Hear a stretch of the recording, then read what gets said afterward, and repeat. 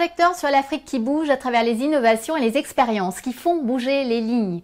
Ravi de vous retrouver pour cette première édition 2024. Aujourd'hui, nous examinons la question de la réforme de l'habitat urbain dans le contexte du dérèglement climatique. Mais tout de suite, voici le sommaire de votre magazine. Il est de ceux qui veulent changer les villes africaines. Spécialiste du management stratégique des collectivités locales décentralisées, il a développé des activités de coaching, de lobbying, d'ingénierie d'affaires et d'intelligence économique. Puis il a décidé de plonger dans la vie publique en devenant maire de Yaoundé 7 en 2013. Il a depuis été porté à la tête de l'Association des communes et villes unies du Cameroun. Augustin Pamba est notre invité du jour. Il y a beaucoup de problèmes qui se posent. Il faut parler de l'habitat résilient, des villes résilientes même déjà. Mais le problème se pose différemment. Je voudrais dire qu'aujourd'hui, il faudrait penser autrement la notion de la ville. Des habitats urbains sûrs et durables, c'est la nouvelle priorité des villes africaines, cap sur une conférence d'experts à Yaoundé au Cameroun.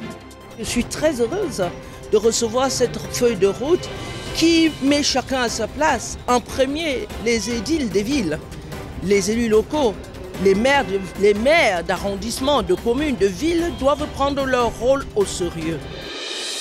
Direction Accra est un lieu encore rare en Afrique, une bibliothèque dédiée aux auteurs africains et de la diaspora pour mieux faire connaître leur contribution à la littérature mondiale. Nous sommes donc une bibliothèque qui se concentre sur les livres d'écrivains d'origine africaine, donc de descendance africaine, afro-américaine, caribéenne, noire britannique et noire européenne. Alors que la COP28 s'est conclue le mois dernier par un accord appelant à une transition hors des énergies fossiles et à un objectif de neutralité carbone en 2050, l'Afrique continue de faire face aux conséquences du dérèglement climatique. L'expansion démographique du continent apporte aux villes africaines leur lot d'incidents souvent dramatiques. C'est ainsi que les inondations et les glissements de terrain qui emportent les habitations sont devenus plus fréquents.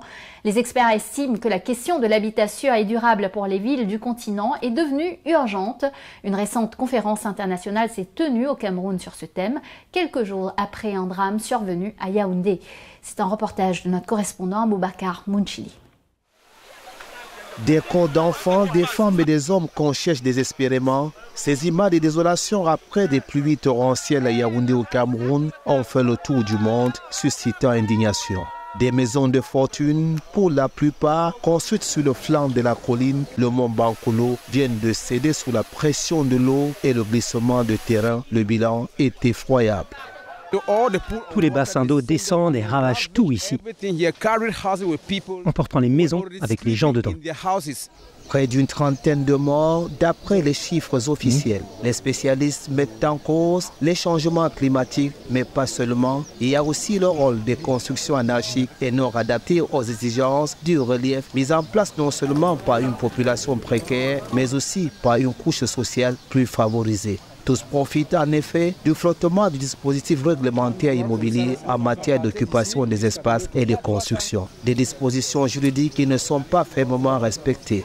Le Cameroun n'est pas le seul pays en Afrique ou au monde à connaître ce genre de catastrophe. Ici comme ailleurs, la poussée démographique et le développement vertigineux des villes sont devenus de véritables casse-têtes. La population urbaine en Afrique double tous les 20 ans. Tous les 20 ans. Elle n'était que de 27 millions en 1950 et elle a été multipliée par 20 en 70 ans. Et il y a des villes dont la population est multipliée par 4-5 en une décennie. Donc ça va si vite que ça va plus vite que les capacités d'aménagement, ça va plus vite que les capacités d'investissement en infrastructure. Et comme conséquence, d'après les experts, les villes se déploient aujourd'hui plutôt différemment, de façon horizontale, disent-ils, dans ce qui est appelé la ville informelle des zones à part. Et ces zones-là sont des zones qui sont des zones à risque en termes de changement climatique. Ce sont des zones qui normalement devaient être maintenues comme non édificantes, qu'on ne devait pas occuper. Mais quand les gens viennent en ville et qu'ils n'ont pas de place, ils se mettent là-bas. C'est là que changement climatique, choc climatique ou risque climatique et habitat durable deviennent des défis à conjuguer. Des défis qu'il faut surmonter afin que pareilles catastrophes ne se reproduisent plus sur le continent. C'est dans ce contexte dramatique qu'une conférence internationale sur les changements climatiques et l'habitat durable se tenait à Yaoundé. Une conférence qui s'inscrit dans le cadre de la campagne urbaine mondiale d'ONU Habitat, notamment l'agenda climat international. C'est une rencontre très importante et les enjeux sont énormes. C'est-à-dire quoi? C'est-à-dire qu'aujourd'hui, ce n'est pas seulement une vue de l'esprit, ou ce n'est pas simplement quelque chose de philosophique. Le climat est en train de changer, on l'a vu, et si on ne fait rien, ça va entraîner des catastrophes. Donc c'est une thématique qui nous tient beaucoup à cœur et qui génère énormément de questions, énormément d'actions aussi des gouvernements. Personnalités de haut rang, experts, acteurs du terrain, représentants des gouvernements locaux, des entreprises et de la société civile, plus de 600 personnes ont participé à cette conférence. Une riche rencontre qui s'est déroulée à travers plusieurs formats de partage de contenu et de discussions comme des tables rondes, des ateliers et surtout des espaces de mise en avant des bonnes pratiques ou de présentation des projets venant de la société civile. Nous avons eu une quarantaine de projets de la société civile. Il y a ceux qui présentaient sur le style d'habitat qu'il faut pour qu'il y ait changement. Il y a ceux qui présentaient sur le type d'installation électrique, sur l'énergie. Il y a des projets qui soutenaient également des jeunes dans les différentes initiatives afin que ceux-là, surtout les petits-enfants, les élèves, puissent grandir avec cet esprit de transition écologique. Pour l'Association mondiale Climate Change qui a organisé cette conférence, il s'est agi d'une occasion réussie de tirer une fois de plus la sonnette d'alerte et surtout d'engager les différents acteurs concernés sur les chantiers importants pour la construction des villes africaines et l'habitat de demain au regard des défis climatiques. Je crois que c'est une conférence qui a mis l'accent sur l'habitat informel, qui est souvent un tabou du débat en Afrique. L'habitat informel, c'est souvent ce qu'on ne veut pas voir en préférant développer des programmes de construction neuve avec des standards plus occidentaux, mais qui sont très chers, donc qui ne répondent pas en quantité aux besoins. Parce que cet habitat informel, il ne va pas disparaître du jour au lendemain, donc il faut aussi l'intégrer dans la stratégie sur l'habitat durable en Afrique. La question du financement est évidemment incontournable, mais les participants se sont aussi penchés sur d'autres aspects. Ils ont ainsi beaucoup débattu sur les thèmes du renforcement de la capacité d'action des gouvernements locaux et des autorités locales, de la maîtrise de la planification urbaine, de la gouvernance foncière et surtout de la qualité de la construction et de l'intégration des matériaux traditionnels. C'est un vrai enjeu, il y a des savoir-faire qu'il faut préserver et transmettre en Afrique. Il faut de nouvelles formations, des filières, des certifications. Donc on a insisté sur ce point. Un ensemble de propositions pour répondre aux défis climatiques et favoriser l'habitat durable en Afrique a été consigné dans un document appelé Feuille de route de Yaoundé. Un document de plaidoyer destiné aux différents gouvernements sur le continent.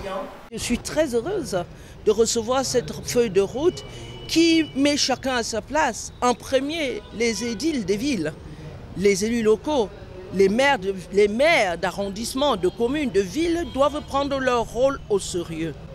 Les questions de prise en compte des secteurs ruraux, des quartiers précaires, la planification urbaine, le financement. Nous allons nous faire fort en tant que ministre en charge de l'habitat durable, de les accompagner dans le plaidoyer non étatique qu'ils vont faire. Mais si un pas de plus a été franchi à Yaoundé, il reste à attendre que l'ensemble de ces acteurs interpellés se mettent vraiment au travail. Avec un espoir, l'arrivée progressive sur le continent des villes et de l'habitat plus sécurisé contre le dérèglement climatique et durable. C'est-à-dire, comme expliquent les spécialistes, des villes mieux organisées où des habitats adaptés, la mobilité et les espaces verts sont devenus des acquis pour le mieux vivre de tous. C'est le moment de retrouver notre invité, Augustin Tamba, le maire de Yaoundé 7, président de l'Association des communes et villes unies du Cameroun, et justement au cœur de ces questions d'habitat durable. Face aux défis conjugués du changement climatique et du financement, à quoi ressembleront les villes africaines de demain, il s'est confié à Abouakar Mounchili à Yaoundé. Bonjour Augustin Tamba. Vous avez pris part récemment à la conférence internationale sur les changements climatiques et l'habitat durable à Yaoundé. Quels en étaient les enjeux? Il y a beaucoup de problèmes qui se posent. Il faut parler de l'habitat résilient, des villes résilientes même déjà, mais le problème se pose différemment. Je voudrais dire qu'aujourd'hui, il faudrait penser autrement la notion de la ville. Il faut peut-être penser à promouvoir les villes intermédiaires, les territoires, les villes rurales, les communes rurales, si on pourrait le dire ainsi. Pourquoi? Parce qu'en Afrique, il y a un potentiel énorme pour pouvoir développer l'agriculture dans sa transversalité conceptuelle. C'est-à-dire l'élevage, la pisciculture, la culture moderne, etc. Parce que cela est porteur de valeur ajoutée. Cela est porteur de valeur ajoutée. Nous pensons donc à une politique de coproduction économique, concentrée dans les territoires avec leur potentiel économique, parce qu'il y a un potentiel important dans nos territoires. Il y a la terre qui est favorable à tout, l'agriculture, etc. Il y a le bois, il y a l'environnement pour le développement touristique. Donc, nous voulons professionnaliser tout cela. Et pour le faire, il faut aller chercher des gens, il faut aller chercher des professionnels ailleurs, il faut aller chercher des financements. C'est pour cela que je parle de la coproduction économique, mais fondée sur le développement des territoires. Lors de cette conférence, il a été beaucoup question de financement pour faire face aux défis de construire des villes sûres et durables. Pensez-vous que le modèle de financement en coproduction soit le mieux adapté à ces enjeux? Tout ce que nous allons développer est fondé sur la capacité d'intervention financière. Et je ne crois pas à la philanthropie mondiale. Je crois à une contribution mondiale pour lutter contre le climat, et encore que les engagements ne sont pas respectés, sur 100 milliards débloqués à l'international, à la conférence je crois que c'était en Copenhague, 2 milliards seulement sont arrivés en Afrique. Je trouve que c'est une goutte d'eau dans un océan de besoins. Donc, il faudrait qu'il y ait une petite justice internationale. Nous avons évoqué un certain nombre de choses. Une taxe locale qui irait dans les basket funds, mise en place dans les États, qui serait financée par des sociétés qui font des exploitations pétrolières, qui font des extractions des minéraux, qui exploitent le bois, qui font des industries alimentaires et qui polluent également, les brasseries, des industries brassicoles, etc. Et ces fonds levés permettraient d'augmenter la capacité d'intervention des territoires pour construire les logements décents et parler de la ville résiliente. Vous savez, un logement n'est pas social. Le coût d'un logement n'est pas social. Il y a un coût pour construire un logement. Mais c'est une décision politique qui revient à dire que ce logement sera social. Donc, il y a une partie des financements qui doit supporter quelque part.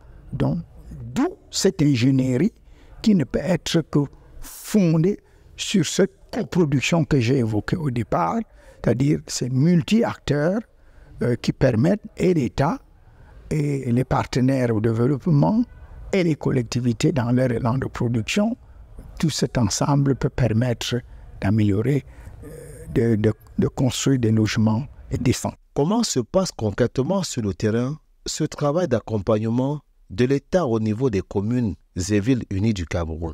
Nous, dans notre vision des CVUC, Communes et Villes Unies du Cameroun, nous portons une diplomatie des territoires qui veut que, sortir d'un programme marketing, qui veut que les communes deviennent des leviers de croissance et des pôles de développement pour qu'on puisse produire là-bas, et ça va créer également donc l'exode urbain. Les populations jeunes partiraient des villes pour aller trouver ces centres d'intérêt, de valeur ajoutée au niveau local. Ça permettrait également donc qu'on structure bien ces villes intermédiaires et ces villes rurales pour que ce soit à l'image de ce que nous développons pour demain. En ville, le démantèlement des zones paupérisées pose quand même un souci également de coût.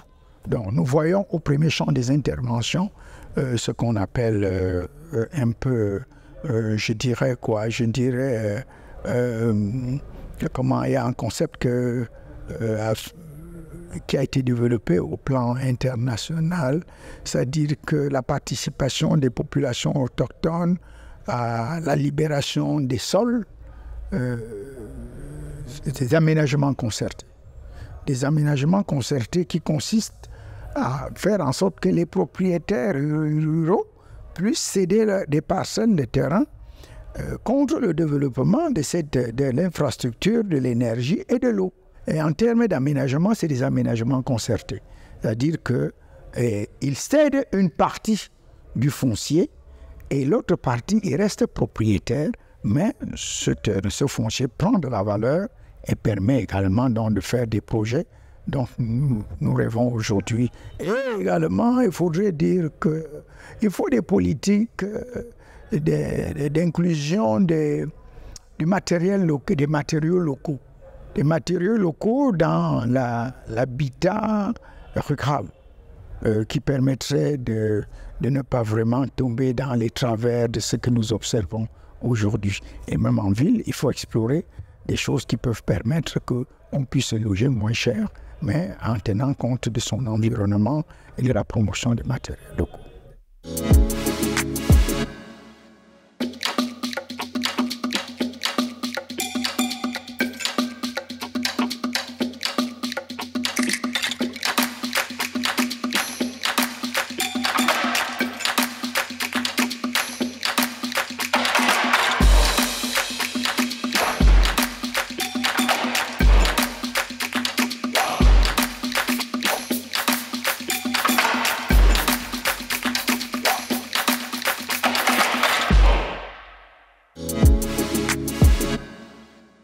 Bienvenue dans la deuxième partie de notre émission. Une nouvelle génération d'écrivains africains est aujourd'hui célébrée dans le monde entier. L'occasion de revisiter les classiques de la littérature du continent. C'est ainsi qu'à Accra, l'anglo-ghanéenne Sylvia Arthur a eu l'idée de développer sa collection personnelle en une bibliothèque de 4000 ouvrages pour rendre hommage à la contribution de l'Afrique à la littérature mondiale et encourager les jeunes auteurs. Notre journaliste John Aotui a visité ce lieu exceptionnel. Regardez. La scène littéraire en plein essor du Ghana a reçu une impulsion significative avec l'introduction de la Bibliothèque de l'Afrique et de la diaspora africaine au cœur d'Accra, fondée par l'écrivaine ghanéenne britannique Sylvia Arthur en tant que première bibliothèque offrant un modèle d'abonnement au Ghana. Au Ghana, l'accès aux livres culturellement pertinents est limité. Par culturellement pertinent, je veux dire des livres qui reflètent les gens qui les lisent. Nous sommes donc une bibliothèque qui se concentre sur les livres d'écrivains d'origine africaine, donc de descendance africaine, afro-américaine, caribéenne, noire britannique et noire européenne. Sylvia Arthur est une collectionneuse de livres avec plus de 4000 livres dans sa collection personnelle. Sa collection comprend quelques très rares livres dédicacés par Kwame Nkrumah. Donc dans cette vitrine ici, nous avons des livres qui sont rares ou épuisés et dédicacés, et ils sont très difficiles à trouver aujourd'hui. L'un d'eux est mon autobiographie, signée par Kwame Nkrumah, le premier président du Ghana en 1963. Nous avons toute une collection de première édition signée par Aïkwe Arma, le célèbre écrivain ghanéen Aïkwe Arma, probablement mieux connu pour son livre de 1968, « L'âge d'or n'est pas pour demain ». Je l'appelle le chinois Achebe du Ghana, mais ces livres sont très difficiles à trouver et il est encore moins facile d'en trouver les premières éditions. Et donc nous avons toute une collection là-bas. Et puis ci-dessus, sur la vitrine ici, nous avons L'Enfant noir de Kamara Lai, l'écrivain guinéen. En 2017, elle a commencé la bibliothèque avec sa collection de livres personnels d'environ 1300 livres afin de rendre ses œuvres rares accessibles aux Ghanéens. La bibliothèque dessert actuellement un large éventail de clients qui comprennent des professionnels, des élèves, des étudiants universitaires et, chose assez intéressante, certains musiciens. Avec sa bibliothèque, Sylvia entend soutenir la croissance de la scène littéraire du pays qui est actuellement en difficulté. Dans sa bibliothèque, elle organise parfois des séminaires et des ateliers pour les écrivains et autres créateurs littéraires, transformant son espace en un environnement collaboratif où les écrivains et bibliophiles ghanéens peuvent communier. L'une des façons dont nous essayons de contourner la réticence des gens à lire est que nous organisons un certain nombre d'événements dans cet espace. Nous avons des concerts, nous avons des événements de style stand-up, nous avons des projections de films. Nous organisons une tonne d'événements qui amènent les gens à la bibliothèque afin qu'ils ne viennent pas nécessairement ici pour les livres au départ. La bibliothèque fonctionne sur un modèle d'abonnement. Les membres payent environ 8 $ par mois pour emprunter 2 livres à la fois. Les enfants payent 3,50 $ et peuvent prendre 4 livres. Fawziatou Moro, étudiante diplômée de l'Université du Ghana, est la marraine de la Bibliothèque de l'Afrique et de la diaspora africaine. Et au cours des 2 dernières années, elle a trouvé que la bibliothèque était une aide à son travail académique ainsi qu'à ses intérêts en tant qu'écrivain de fiction.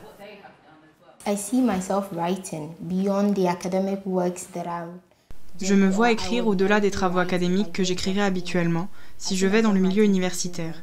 Je me vois écrire des non-fictions créatives, mais je suis presque tout le temps confrontée aux faits. C'est pourquoi il m'est très difficile de passer des faits à la fiction.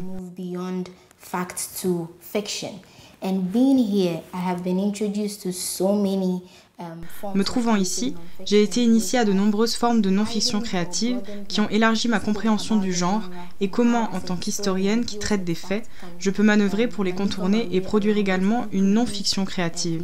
Alors oui, j'aspire à écrire et je pense qu'ici, c'est le cadre idéal pour moi. La plupart des gens qui viennent dans cette bibliothèque, qu'ils soient membres de clubs de lecture, qui s'intéressent uniquement aux livres et qui veulent être dans cet espace, je dirais que ce sont principalement des femmes. La bibliothèque est bien placée pour avoir une influence positive sur la littérature, encore plus si elle est liée au continent. Et qui sait, le rayonnement de la bibliothèque d'Accra inspirera peut-être d'autres amoureux de la littérature en Afrique. Nous retrouvons maintenant notre invité Augustin Tamba qui évoque plus précisément le lien entre le développement économique et les constructions anarchiques dans certains quartiers africains. Écoutons-le. L'occupation anarchique des espaces avec des constructions qui ne respectent pas les normes aboutit à des catastrophes comme on l'a vu récemment à Yaoundé. Qu'est-ce qui pose problème? Mais ce qui fait problème, c'est le niveau de vie des populations. Certains problèmes économiques. Mais si on n'a pas d'argent, on ne peut pas investir. Et pour que nos économies puissent se développer, il y a des choses à faire.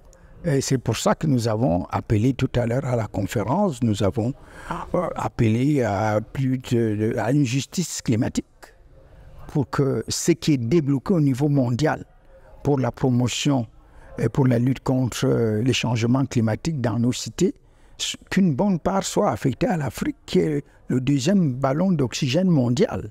Et il y a également les politiques que porte l'État, et il y a également les politiques privées, qui, elles, répondent à une ingénierie beaucoup plus particulière, parce qu'il y a un coefficient risque. Ce sont les banques privées qui ont pour métier de faire les bénéfices et les profits. Donc, il n'y a pas une typologie qu'on peut mettre en place. Il n'y a pas une solution globale. Il y a une diversité des problématiques qui se posent et nous pensons qu'en Afrique, c'est un problème de développement économique qui est à la base. Les gouvernements ont beaucoup de volonté au Cameroun. Aujourd'hui, il y a beaucoup de choses qui se font. Nous participons à la réflexion stratégique qui veut que nos villes soient des villes où il faut bon vivre. Parlons à présent de cette association nationale des communes et villes unies du Cameroun et dont vous êtes le président.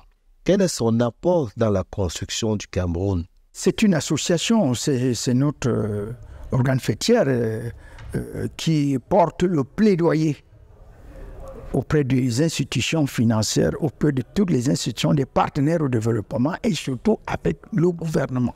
Le gouvernement qui porte les politiques d'État. Donc nous assurons cette interface pour pouvoir accompagner le gouvernement à mieux adresser les problèmes qui s'opposent aux populations, qui s'opposent aux cités, qui peuvent contribuer à améliorer les conditions de vie des Camerounais. Et je crois que ce plaidoyer, il est permanent, il est ajustable. Nous ne sommes pas un syndicat pour se battre contre le gouvernement. Nous sommes là pour travailler aux côtés du gouvernement, mais en posant les problèmes sans complaisance pour permettre de trouver des solutions idoines parce que nous sommes à l'action au quotidien je vous ai dit que ce n'est pas facile d'être maire. Vous êtes maire à la tête d'une des plus importantes communes de la capitale camerounaise. Quels sont les défis des communes comme la vôtre? Le plus grand défi, c'est d'améliorer les conditions de vie des populations, mais cela c'est une vue très large. Il y a l'infrastructure, il y a l'eau, il y a l'énergie, il y a la survie, il y a la santé, il y a l'éducation. C'est pluridisciplinaire. Donc, je ne vous souhaite pas d'être maire, et surtout sans moyens. Et dans ce cas alors, comment font donc les maires et les communes dans le pays pour tenir leurs engagements, pour faire face à leurs défis? Mais les communes ont le peu de moyens qui a été mis en place et nous mettons justement en plaidoyer pour accroître ces moyens et pour pouvoir augmenter notre capacité d'intervention. Vous êtes également homme d'affaires et à la tête de plusieurs cabinets spécialisés dans le coaching et la promotion des investissements. Comment réussissez-vous à concilier cela avec vos fonctions d'élu local, maire et de président de l'Association nationale des communes et villes unies du Cameroun? Bon, je voudrais dire que c'est un avantage d'être un chef d'entreprise parce que le secteur privé appelle à beaucoup plus de réflexion et cette capacité de réfléchir, de structurer et d'organiser m'amène à gérer mieux ma commune et l'organisation des fêtières des communes du Cameroun donc j'ai été élu parce qu'il faut dire que nous avons été portés là, mon équipe et moi-même, par une élection. Ça permet donc d'avoir... on a des outils qu'on amène du secteur privé vers le secteur public, mais ce n'est pas un cas singulier au Cameroun. Quand vous allez à l'ouest du Cameroun, je crois que 70 à 80% des maires sont des chefs d'entreprise. Et je crois que c'est même une chance parfois d'avoir des maires nantis ou des maires qui ont d'autres capacités d'action et d'intervention et qui soutiennent même le développement local. Et à propos des investissements sur le continent africain et plus précisément au Cameroun, quelles sont les actions que vous menez pour les capter? Nous portons un marketing territorial qui est très prononcé. Nous avons organisé les GECOM, le concept des GECOM qui sont les journées économiques internationales des communes du Cameroun. Et nous sommes à la 2e édition. Il y a eu des signatures de conventions d'accompagnement pour des projets agricoles, pour les collectivités. Voilà un peu ce que nous pensons. Nous pensons qu'il y a une coproduction économique qui est orientée vers la recherche de la professionnalisation en allant chercher les partenaires étrangers. C'est pour ça que cette plateforme des journées économiques internationales des communes sert effectivement à mettre sur le même plateau les financiers, les investisseurs, les communes, les projets économiques, les projets des privés portés par les communes pour nourrir l'espoir que des changements de notre pays s'opèrent. Et voilà, Initiative Africa, c'est fini pour aujourd'hui. Vous pouvez retrouver l'interview d'Augustin Tamba ainsi que nos émissions sur notre site africaonair.com. Et bien sûr, n'hésitez pas à nous suivre sur nos réseaux sociaux et à liker, partager et commenter avec le hashtag Initiative Africa. Et n'oubliez pas, la semaine prochaine, même chaîne, même heure, je vous donne rendez-vous avec Business Africa. Bonne année 2024 et à la semaine prochaine.